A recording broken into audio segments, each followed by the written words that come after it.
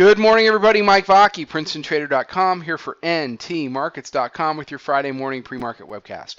Okay, S&P 500 E-mini futures daily chart, and the bulls are doing to the bears what they've done to the bears so many times. As we go ahead and we break over the 88.75 old all-time highs, we make new all-time highs. You've got the upper band there that's just riding along, not quite engaged with price. And that tells me that we've got more to go on the upside, that we likely will push through either today or maybe into Tuesday. Remember, we're closed on Monday, and make a new high that touches or moves through that upper band. At that point, then the market has to decide whether it wants to go on a ride of that band or if it wants to go ahead and pull back. The Bollinger bandwidth is not completely outlandish. It's at 5.23. So the bands certainly aren't tight, and they haven't really been tight.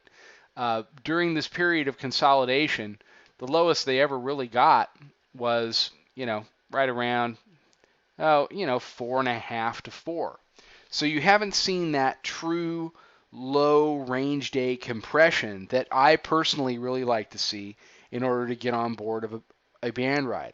And I think that lack of compression and the very large range days that we've had, both on the way down and on the way up,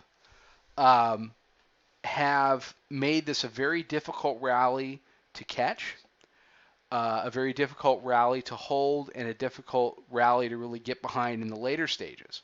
So you're seeing a lot of people now playing catch up, especially in these last 3 days after the little 2-day pullback and the move higher.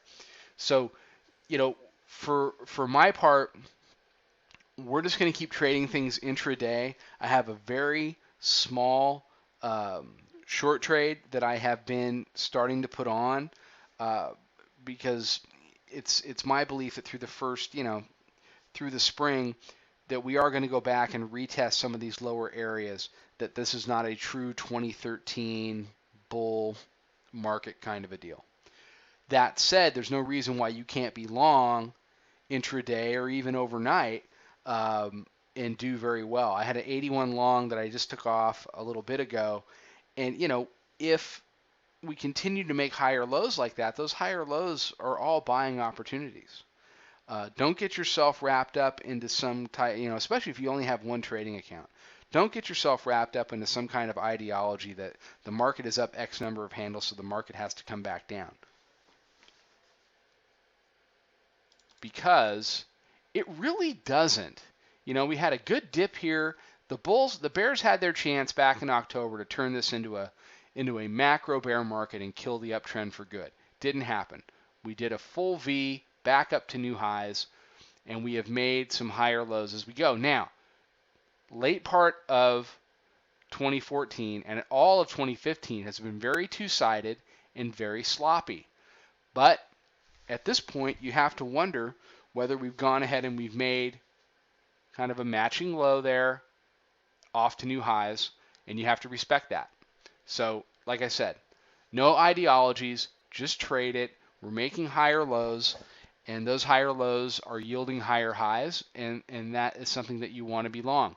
Whether we ultimately reverse and come back down, of course we will. We always do. But don't lock yourself into that. When that happens, there'll be plenty of time to get short and take advantage of a down move. Okay, everybody have a great day. Have a great 3-day weekend. I'll be back Tuesday morning with another webcast. Follow us on Twitter at Princeton Trader. Check out the website, Princetontrader.com.